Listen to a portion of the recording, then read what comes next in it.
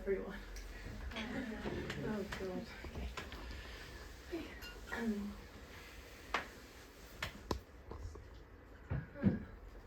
just taking this moment to see who's here and look at your faces, so I know who I'm talking to. I'm kidding. Okay. Yeah. So like Bogdan said, I already had a feeling, and I didn't want to do it. Honestly, it was really difficult. So I said, Rodrigo, do you want to do it? And he was like, anyway. So a lot of you know me, I think. A lot of you don't know me. Okay.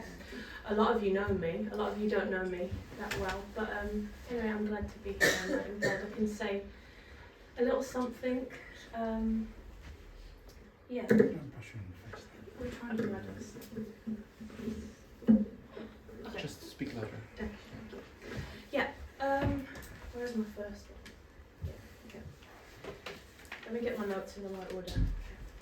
So rather than just talk about a subject I don't really know much about, or like some biblical story, and I can't do that. So I try and have, talk about a bit about my life and how I feel God has worked in my life, and like more of a testimony style. But not tell you my whole life story, because we don't have that much amount of time, and I'd rather not speak for that long. But yeah, so I'll pick out different points in my life, starting from when I was little, and then yeah. So I have a picture of an iceberg on the screen. Anybody have an idea why? Adam? There's deeper things inside. Yes. You got it in one. First time, wow.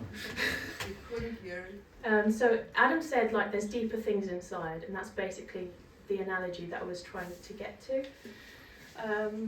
Just for reference, that an iceberg, actually, I did a random search on Google. I didn't go into too much detail, but it says that an iceberg can actually be as big as the island of Sicily in Italy, right? The Mediterranean Sea? I don't know. And only what you can see above the water is only the 1/8 of the size of the whole iceberg. So the rest is all underneath. And I feel like that works two ways, right? You can, one thing can be like, in reference to your personality, right? Everyone only sees like an 1/8. Or also in reference to God, right? Everyone only sees an 1/8, but God knows, or Heavenly Parent only knows the rest of you. Well, actually know everything, but the deeper things, they know He knows who you are. And anyway, I was always told growing up, oh yeah, you're like an iceberg because you're so shy, and honestly I hated that. I hated being called shy, or she didn't speak very much. And it was always seen as a negative thing, and that has stuck with me since today. Like that kind of, if you're shy, then it means like there's nothing. Anyway, I always took it in a negative way. And I really didn't like that, and I don't like that, especially now, seeing when other people comment on people, kids growing up, right? They're shy. Come on, this kid who's shy has so much going on inside of them, right? You don't know what's going inside. They could be the deepest person you know, but you just, yeah. So I always try and stand up for those type of people, because I know what's going on inside. Okay. So yeah. So I had this kind of thing, this shyness, or it was really difficult to kind of express myself when I was growing up or in school, or you always kind of felt different somehow. And I guess everyone feels that. It's not just you. I mean, everyone always feels that. But through certain things that happened, I think that made me come out of myself a lot. I mean, I remember growing up I love primary school. Primary school, oh God, it was amazing. We had all these, what did we do? We had I mean, most of it was always music with me, right? We had this choir, and we had the choir master. She was about 80, it feels like she was 80 years old. She wasn't 80, she was like 60, right?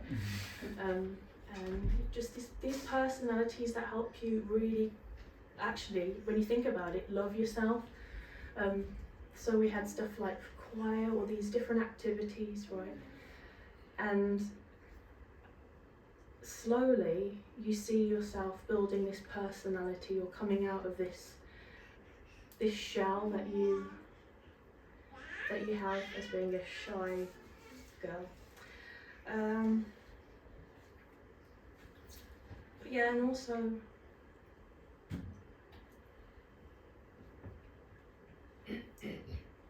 I think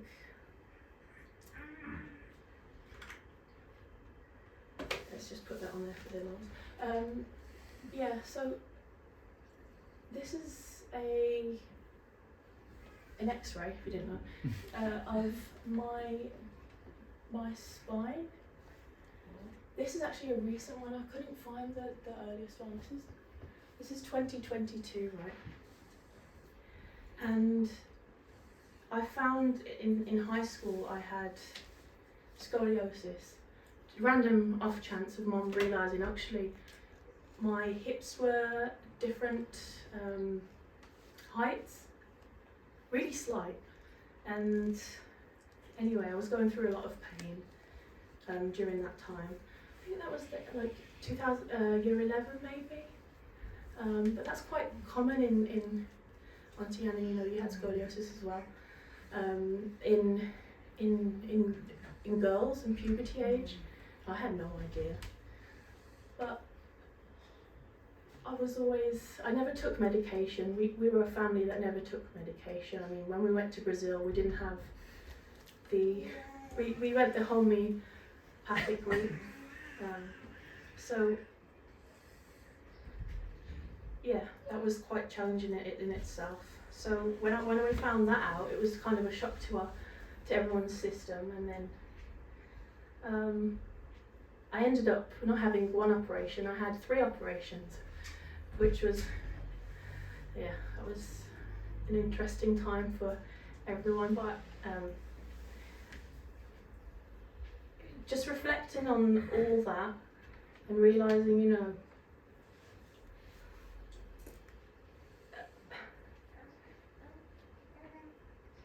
I remember that time a lot of you came to visit me in the hospital. I remember Uncle Paul NCO used to always come, and a few of you came to visit me, and we're very grateful to have like this community feeling that I always really I cherish, and that was really nice to have this supportive network during that time. And anyway, it was good support from Mum and Dad and Frank. But while I was when I had these operations, the doctors and the nurses, it was normally the nurses, right, in the intensive care, were really, really nice. I remember this Catholic Asian lady, isn't it? She said something like, "Oh, when I go to church, I'll pray for you," or something. And she had a rosary, and she was praying while I was trying to recover in intensive care. So it was while being in the hospital and going through all this horrible stuff, there's this reverse thing of actually you meet so many nice people, and it gives you an opportunity to experience new things. I mean, it's not and it's always good to be positive in these type of situations, otherwise you can't get through most of the things. But it's interesting how God works. I'm not saying that God made this happen, no, I'm not saying that at all, because I don't believe that at all. But it's just how interesting these things work in your life, especially through this. So that was an interesting journey. You don't need the details because you don't. Yeah. I'm skipping. I'm going way too fast. Okay. Yeah. So that was how many years of my life? Quite a lot of years of my life. Quite a lot of tablets that, morphine tablets and stuff. Anyway, yeah. So that was one point in my life where I really felt, if I wouldn't have gone through that, then I wouldn't have been a little bit stronger, right? My faith in myself. I feel that gave me some oomph. Added to the Dirnhofer oomph that we already have. But then, I went through, anyway, that was one point in my life. And then also another is Dad, who is not here anymore, but anyway, we had a lot of fun times together, didn't we?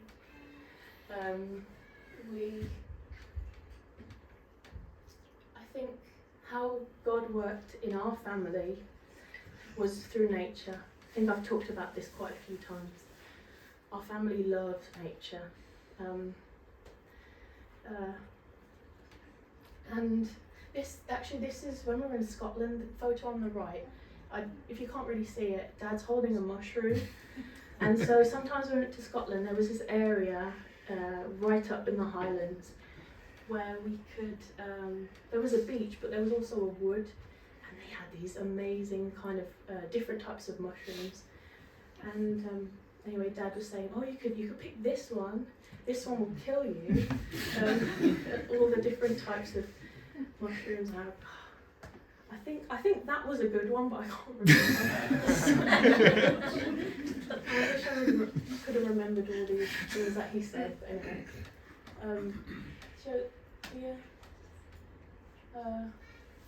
We went always Scotland and always connecting with each other. I mean, a lot of the times we're a family that decides to talk about our problems. Right, Rodrigo? We make sure everything is expressed and it's passionately, you know what I mean? We're very rock and roll family. That's the best way to put it. So I think by going on these holidays or going into nature, it was a way we can just really let go of all this daily weight, all this struggle, and then basically start from zero again and just try and connect with Heavenly Parent. And honestly, I think it's the best mental health therapy to go into nature, because everything is stripped back and it's just you and the elements, or you and God, if you want to say that, and it gives you this newfound energy.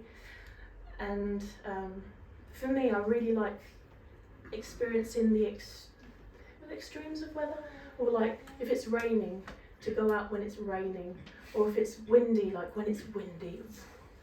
You really feel alive. You feel like, oh, this,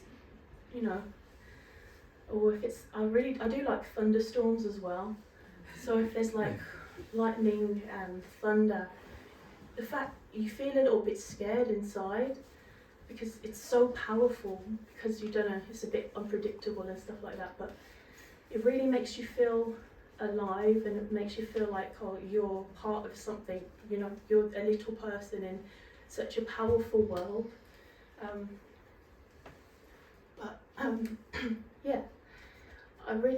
I do recommend, if you're having a difficult time in your life, to just go out, whether it's nature or whether it's, Licky Hills is like right by here. Or I can recommend you to some great bird watching spots, courtesy of Francis. Or, you know, please just take time away from your life, your daily life, to reset, to step away from a situation if it's not progressing anywhere or growing, to just step away from it and then come back later. Because I think that really gives room for God to work. And yeah, I think that especially when, anyway. Yeah, I'm not going to go. Especially when, in regards to this person here, in regards to Rodrigo, I feel like I had many preconceptions before, right? I have to have a partner who is this way. He has to be. So this is my thought. He has to be an extrovert. He has to be what was it? Anyway, all these things, exciting, adventurous, just all these things that I thought I wanted and I thought I needed. But when it came down to it, that's not what I needed.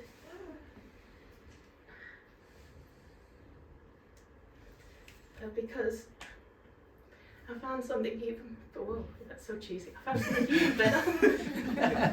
And especially because what was happening at the same time, because Dad passed away in October of 2021. I started talking to Rodrigo September 2021, was it? Yeah, it was one. So I was like, I was messed up, to be honest. I was super messed up. I didn't know what to do. Do I continue to talk to this person because I don't feel any love for anything?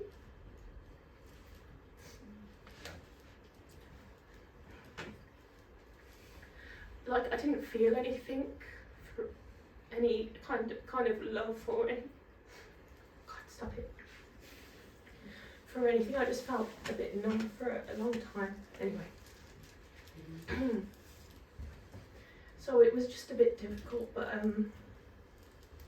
think when you stop having all these preconceptions in your, I'm alright, in your mind or in your heart, especially, and you don't let anything in, and you have to let room in for God, even though maybe it's uncomfortable. It's not what you had in your mind, or you think you want it a certain way. Just take time to, just sit and listen to your heart, because your heart is what is connected to Heavenly Parent, is connected to God, and that's really the only compass you need for your life. And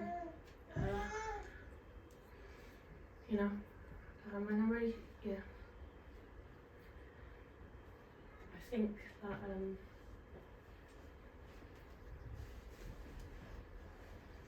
all the stuff that's going on in the world today, it's really easy to get super depressed, to get bogged down by like materialistic things, all this kind of really horrible, like how the media is going really like one way, and to be